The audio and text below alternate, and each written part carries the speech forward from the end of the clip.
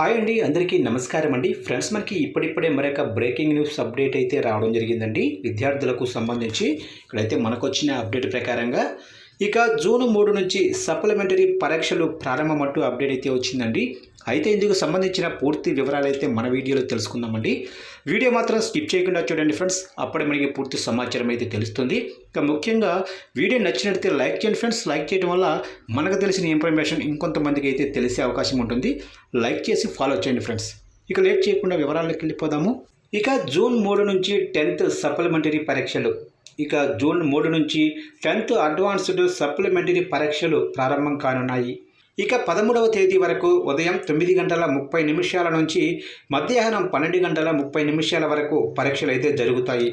ఇక 42,832 మంది విద్యార్థులు పరీక్షలకు హాజరు కానుండగా 150 పరీక్షా కేంద్రాలను ఏర్పాటు చేశారు.